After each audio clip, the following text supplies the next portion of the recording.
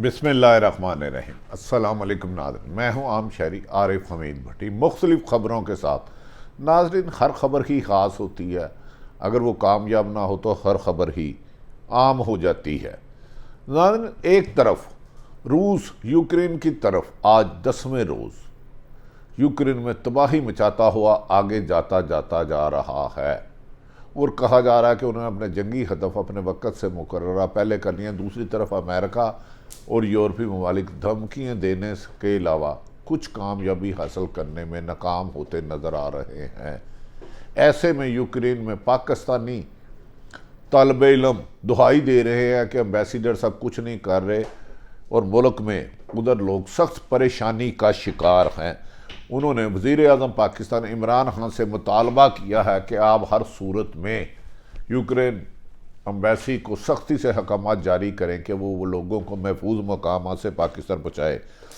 दूसरी तरफ नाज़रीन, पाकिस्तान में हुकूमत और अपोजिशन की आंख मचोली पहाड़ों पर चढ़ चुकी है। हुकूमती दावे के इमरान खान कहते हैं ये अपोजिशन जमातें कुछ नहीं कर सकती, मैं घबराने वाला नहीं हूँ।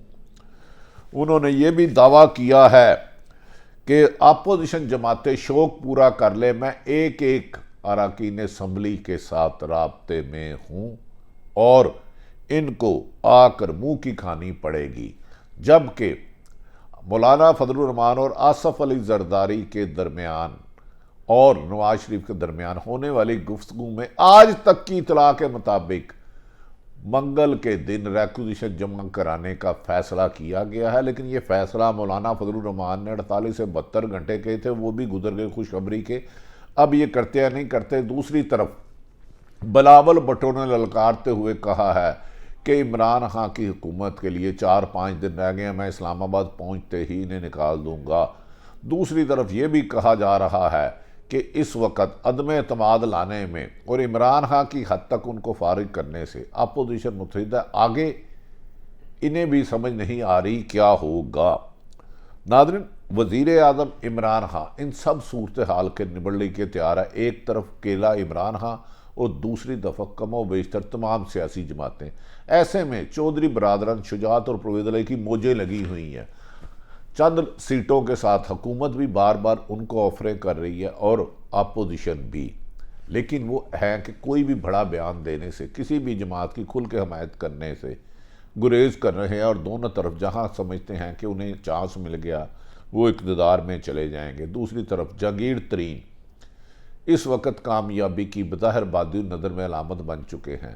कहा जा रहा था कि उन्होंने कल आना है और मुमकिन है कि अब कुछ देर लेट हो जाए। लेकिन नाज़रीन, वज़ीर आज़म पाकिस्तान के लिए पहली दफ़ा अपोजिशन ने नहीं जो उनके लिए हालात सख्त पैदा किए हैं, यानी कि वज़ीर आज़म के लिए उनके करीबी दोस्त कहते हैं कि इस वक्त वज़ीर आज़म उस स्टेज पर पहुँच पड़े हैं कि आगे पहाड़ है पीछे खाई है। एक छोटी सी गलती उनको इक़्तिदार के ऐवानों से दूर ले जाकर अपोजिशन की कामयाबी की वजह बन सकती है।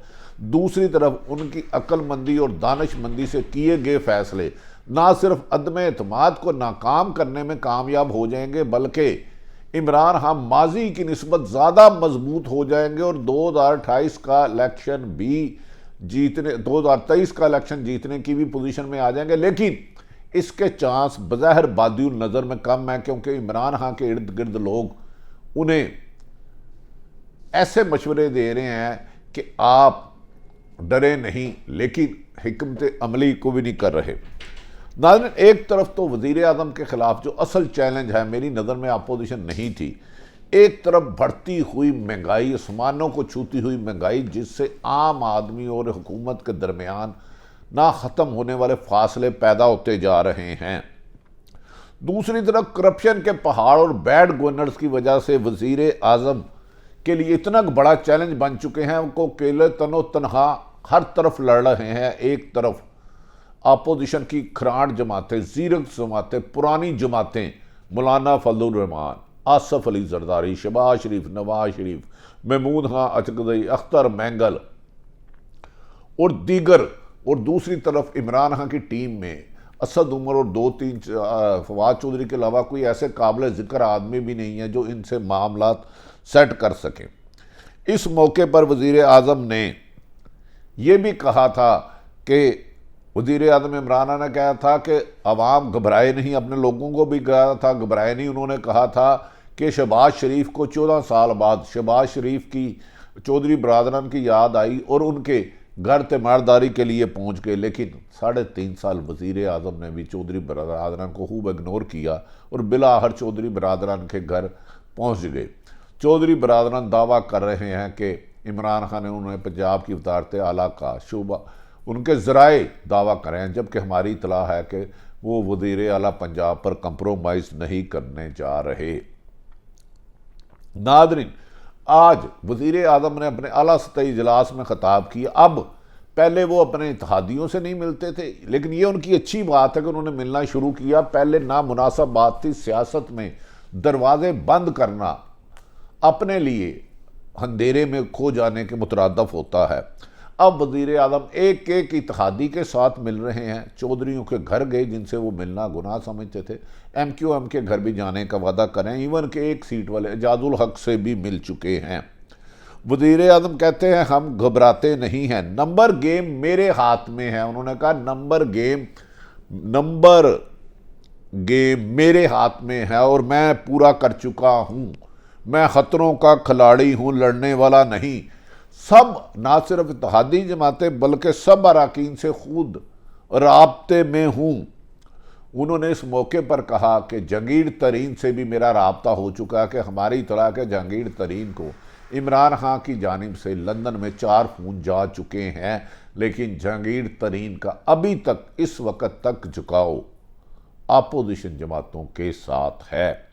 ताहम इसमें भी तब्दीली हो सकती है, क्योंकि इमरान खान साहब और उनकी पुरानी दोस्ती है और कई मुश्तरका दोस्त बहुत ज़्यादा कोशिश कर रहे हैं, जबकि बाज़ लोग तो ये भी दावा कर रहे हैं कि लंदन में बैठे जहांगीर तरीन से नवाज शरीफ ने भी राब्ता कर लिया है, ताहम इसकी तस्दीक नहीं हुई। वज़ीर आज़म इमरान खान ने अपोजिशन को चैलेंज करते हुए कहा है कि मैंने पूरी तैयारी मुकम्मल कर ली है, अपोजिशन को पहले राउंड में ही नॉकआउट कर दूंगा और इनिंग्स में भी नहीं रहेंगे। मैंने नंबर गेम पूरा कर लिया। अपोजिशन अपना शौक एक दफ़ा पूरा करे, नाकामी उसका मुकद्दर है। ना सिर्फ अदम एतमाद उनकी नाकाम होगी कि बल्कि उनके वुज़रा ये कह रहे हैं कि आने वाले दिनों में शहबाज शरीफ और आसफ अली जरदारी के लिए जेलें इंतज़ार कर रही हैं, वहाँ सफाई करवाना शुरू हो गई है। इनके बुलंदवा बाले दावे हुकूमत के मुझे थोड़ा सा तकब्बर भी नज़र आ रहा है। वज़ीर आज़म अल्लाह का हुक्म है, जिस शख्स में आजिज़ी नहीं मैं उसे आजिज़ कर देता हूँ। ये वज़ीर आज़म का अख्तियार है कि अपनी हुकूमत बचाने के लिए तमाम मुमकिन इक़दाम करे। अगर अपोजिशन के पुराने ज़ीरक सियासतदान 15-20 इकट्ठे होकर अपोजिशन हुकूमत को गिराने की कोशिश कर रहे हैं, तो ये हुकूमत इस सिलसिले में कहा जा रहा है कि वज़ीर आज़म इमरान खान ने ताकतवर हलकों से भी मामलात को बेहतर करने के लिए फ़िज़ा कायम करने की कोशिश कर ली है और कुछ ऐसी मुलाकातें हुई हैं जिसका टीवी में भी जिक्र नहीं आ रहा, जिसको मीडिया से ओझल रखने का वादा किया गया है। अगर वज़ीर आज़म ताकतवर हलकों से अपने मामलात जो किसी एक बात पर भी थोड़े से खदशात थे वो दूर कर लेते हैं तो वज़ीर आज़म के लिए बेहतर होगा। और कहा जा रहा है कि बाद ऐसी शख्सियात जो माजी में मुतनाज़ा थी उनके बारे में भी खासी मालूमात इकट्ठी की जा रही हैं। नादरीन, आज वज़ीर आज़म के नहायत करीबी दोस्त से बात हुई तो उन्होंने कहा वज़ीर आज़म पाकिस्तान ने अपनी नींद का वक़्त कम कर दिया है। ना सिर्फ इत्तेहादी जमातें एक एक अरकान असम्बली से खुद राब्ता कर रहे हैं और उनको बुला के उनके खदशात उनकी मौजूदगी में ही दूर कर रहे हैं, जबकि पंजाब में वज़ीर आज़म इमरान खान के लूले लंगड़े सिस्टम में उन्हें ज़्यादा सपोर्ट नहीं मिल रही। इसलिए वज़ीर आज़म इमरान खान इस वक्त हर लम्हा गुज़रे लम्हे से आने वाले लम्हे में ज़्यादा मुतहरक होकर राब्तों को तेज़ कर रहे हैं और अब उन्हें एहसास हो रहा है कि पंजाब में नाअहल लोगों ने उनके लिए जो मुश्किलात की थी उसको हल करने के लिए वज़ीर आज़म को दिन रात लम्हा ब लम्हा जद्दोजहद करनी पड़ रही है। वज़ीर आज़म का ये दावा है कि वो एक तरफ इसको नाकाम बना देंगे और अगले 5 साल भी उनके ही होंगे। नाज़रीन, दूसरी तरफ अपोजिशन जमातें के मौलाना फजलुर रहमान जो पीडीएम के सदर थे, उनके 48 घंटे की खुशखबरी की बजाय 72 घंटे भी गुजर गए, खुशखबरी नहीं आई। यानी कि ना तो रेक्विजिशन पास हुई, ना अदम एतमाद। पता नहीं मौलाना फजलुर रहमान ने खुशखबरी नाम किसका रखा हुआ है, ये एक सवालिया निशान है। इस पर मैं भी गौर कर रहा हूँ, आप भी गौर करें कि बज़ाहिर ना अदम एतमाद आई, ना रेक्विजिशन आई असम्बली इजलास में, जबकि आज मौलाना फजलुर रहमान और आसफ अली जरदारी में तवील गुफ्तगू हुई, जिसमें दोनों ने नंबर गेम पर एतमाद का इजहार किया। इस मौके पर आसफ अली जरदारी को भी एतमाद में लिया गया और कहा जा रहा है जिन लोगों से पीपल्स पार्टी और नून लीग के राब्ते हैं, इन सबस को रीचेक करने के लिए आखिरी ड्यूटी लगा दी है। यानी कि पीटीआई के रहनुमा हैं जो इवन के एक डेरा इस्माइल खां से पीटीआई के एमएन ने, उन्होंने कह दिया है कि मैं हुकूमत को वोट नहीं दूंगा, 3.5 साल मेरे पर इंतकामी कार्रवाइयाँ ली गई। कहा जा रहा है कि वज़ीर आज़म उन्हें भी मनाने की कोशिश कर रहे हैं कि वज़ीर आज़म इस वक्त समझते हैं कि एक एक नंबर गेम पर पूरी कोशिश करना उन्हें मनाना ज़रूरी है। वज़ीर आज़म यकीनन इस वक्त एक तरफ भाई दूसरी तरफ खाई सख्त मुश्किल में है, लेकिन इसके बावजूद वो आखिरी लम्हे तक जदोजहद जारी रखने का अज़म किए हुए हैं। नाज़रीन, ये भी कहा जा रहा है कि मौलाना फजलुर रहमान और आसफ अली जरदारी में आज उनके ज़राए दावा करें कि क्योंकि उनके पहले कई दावे गलत साबित हुए। जब पीडीएम बनी, हुकूमत को गिराने के सैकड़ों दावे किए गए, झूठे साबित हुए। मरीम नवाज़ ने कहा आर होगा पार होगा, पिछले दिसंबर में हुकूमत गई, जनवरी में गई, फरवरी में गई, लेकिन हुकूमत टस से मस नहीं हुई।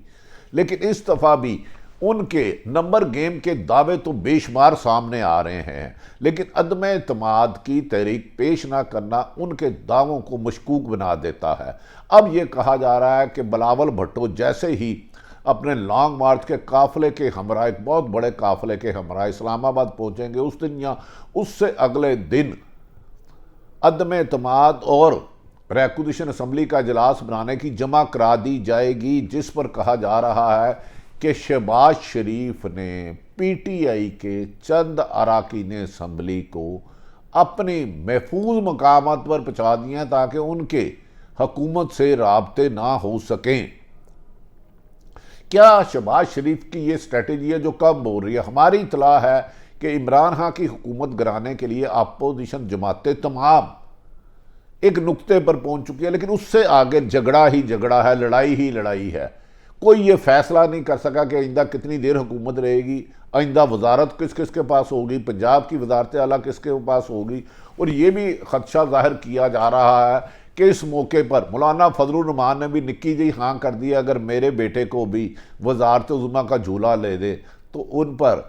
उस इजलास में बैठे लोगों ने कहा मौलाना साहब 85 लोग तो नून लीग के हैं, पीपल्स पार्टी के 56 है, आप 4-5 से ये किस मौके पर कौन सी शराइत रख रहे हैं?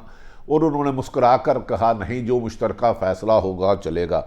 जबकि शहबाज शरीफ के साथ साहबजादे से कल अमेरिकन सफारतकार की भी मुलाकात हुई। आज कहा जा रहा है कि शहबाज शरीफ की अहम तरीन शख्सियात से टेलीफोन पर बात हुई और वो किसी भी वक्त इस्लामाबाद चले जाएंगे।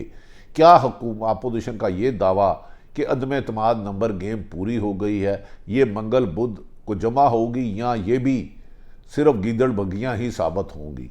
नाज़रीन, ये बात सच है कि इमरान खान की हुकूमत इस वक्त सख्त क्राइसिस में है। जिस स्टेज पर वो खड़े हैं उनके साथ उनकी टीम में ज़्यादा अच्छे खिलाड़ी नहीं हैं। चंद खिलाड़ियों के अलावा असद उमर, फवाद चौधरी या 3-4 और लोग हैं, बाकी सवाए जमा खर्च और मीडिया टॉक तक महदूद है। लेकिन सियासतदान एक दूसरे के साथ टेबल टॉक ना कर सके तो वो नाकाम सियासतदान होते हैं।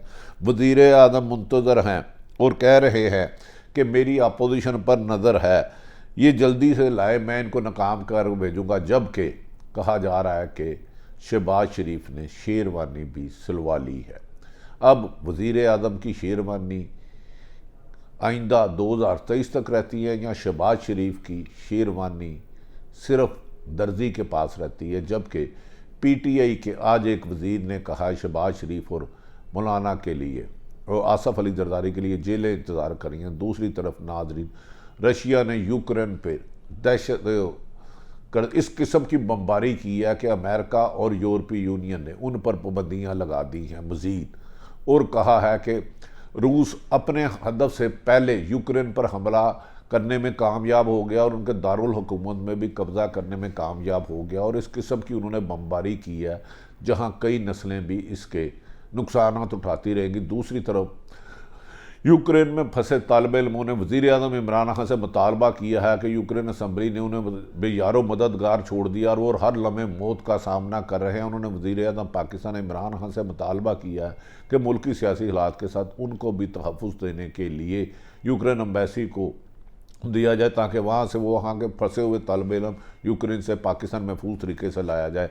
नाज़रीन, सियासत की लम्हा बदलती हुई सूरत हाल, और हर सूरत हाल पहली सूरत से मुख्तलिफ होती है। लगता है किसी का कान, किसी का नाक, किसी का बाजू, ना इंसान है ना जानवर है। बदलती सूरत हाल, इसका अंजाम क्या होगा ये तो कोई कुछ नहीं कह सकता। जो भी अंजाम होगा, या हुकूमत की सियासत कामयाब होगी या अपोजिशन की ज़मीन बोझ होगी, या अपोजिशन हुकूमत को इक़्तिदार से उठाकर बाहर फेंकेगी और ख़ुद इक़्तिदार के ऐमानों में बैठेगी। इसके लिए अब दिनों की बात है, महीने और हफ्ते किस्सा माजी हो गया।